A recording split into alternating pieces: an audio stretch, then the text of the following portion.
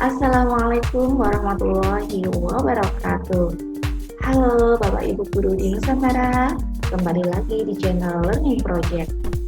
Kali ini saya akan berbagi dengan Bapak Ibu Guru semua tentang salah satu aplikasi yang bisa kita gunakan sebagai alat brainstorming dengan siswa. Jadi dengan aplikasi ini memfasilitasi siswa supaya bisa menuliskan pendapatnya atau opini mereka dengan cantik seperti itu ya. Langsung saja Bapak Ibu Guru, alat atau aplikasi yang akan saya perkenalkan kali ini adalah Padlet. Ini saya sudah membuka Google. Silakan Bapak Ibu di Google-nya diketikkan Padlet ya. Nanti akan muncul Padlet You Are Beautiful. Bapak Ibu bisa klik di pilihan pertama. Nah, ini adalah tampilan awal ketika Bapak Ibu Guru belum login atau misalnya belum punya akun. Jika belum punya akun bisa sign up atau bisa juga login menggunakan Google ya. Login di Google-nya.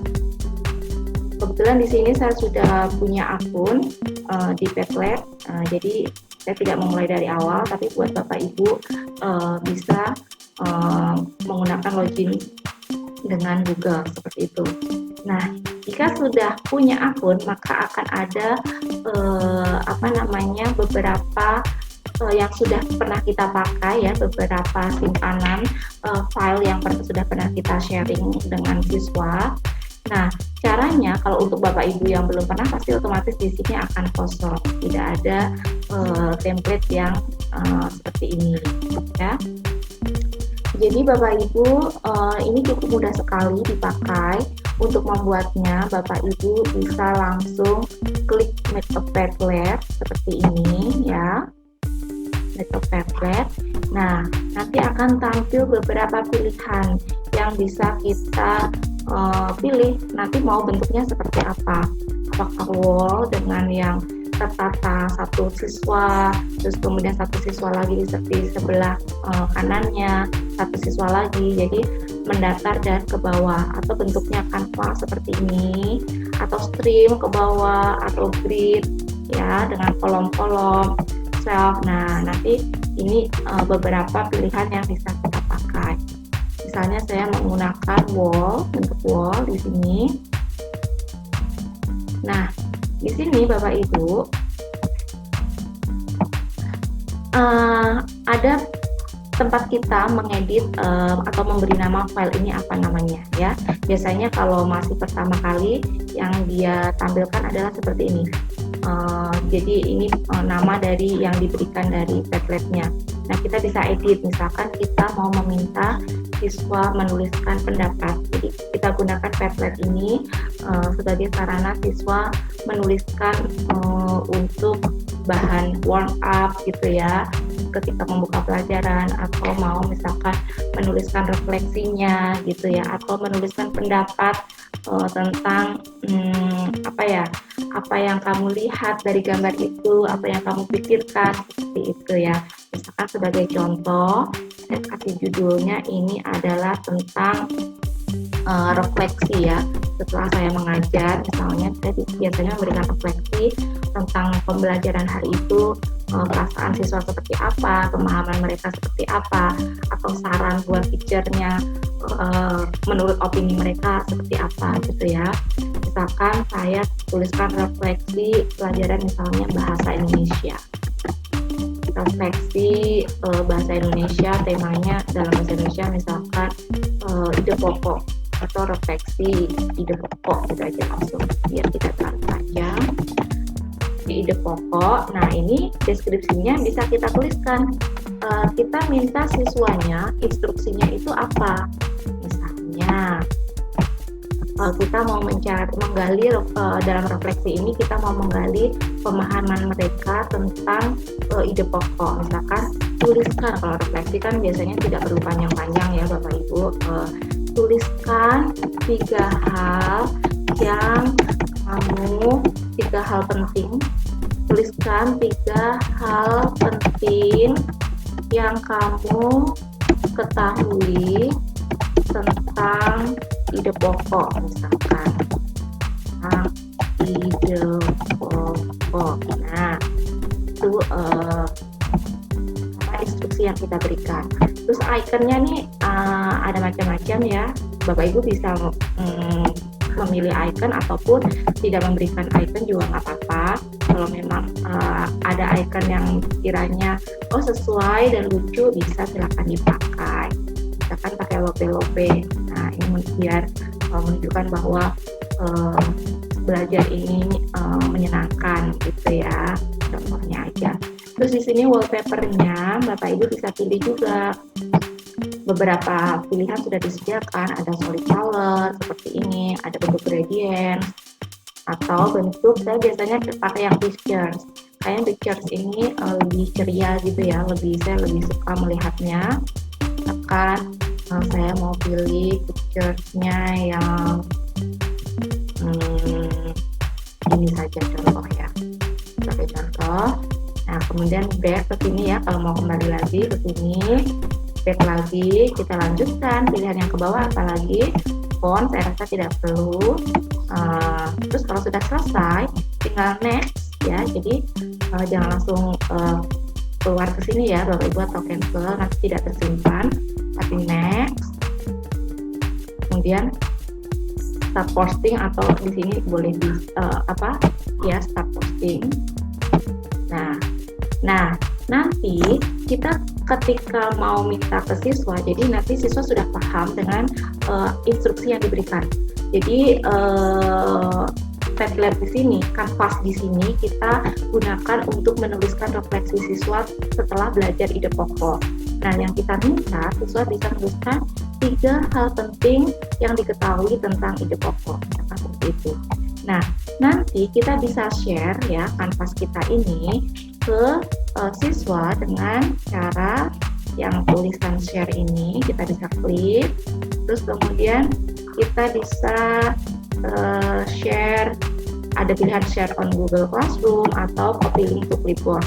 Kalau saya biasanya menggunakan tablet itu ketika sedang pembelajaran sebagai warm up ya, biasanya ketika kita memulai materi, saya minta pendapat siswa tentang topik itu, atau ketika sedang berjalan diskusi, atau ketika setelah refleksi seperti ini. Jadi saya biasanya lebih sering copy link to clipboard ya. Copy link ini kemudian kita bisa paste link itu ke chat box virtual meeting kita. Jadi ke Zoom atau ke Google Meet seperti itu. Nah, nanti siswa yang setelah kita share link, mereka bisa buka link tersebut, nanti akan tampilannya kebukanya seperti ini, sama. Lalu bagaimana siswa bisa menuliskan? Siswa bisa menuliskan dengan hanya mengklik tanda panah ini, ya. Nanti silakan siswanya diarahkan mengklik tanda panah, misalnya dikasih nama dulu, siapa yang akan berpendapat atau menuliskan pendapat ini. Akan Bella menuliskan pendapat 3 hal penting yang ketahui tentang ide pokok. Ide pokok itu menceritakan, misalkan Bella menuliskan 1, ide pokok menceritakan inti paragraf, misalkan seperti itu. Nah, kemudian ini mereka bisa langsung post di sini. Langsung begitu bisa post. Nah, di sini bisa diganti-ganti Bapak Ibu warnanya. Nah, ini bisa ada warnanya, bisa kita atur. Siswa bisa mengatur di sini. Edit post juga bisa. Nah, siswa juga bisa memasukkan gambar. Misalkan mereka masukkan gambar dengan memilih ini atau link di sini.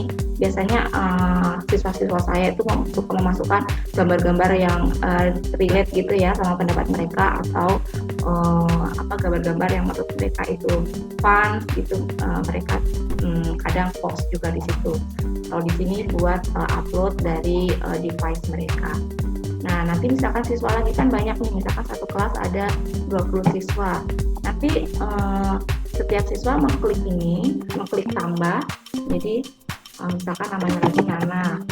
Nah, Nana tulis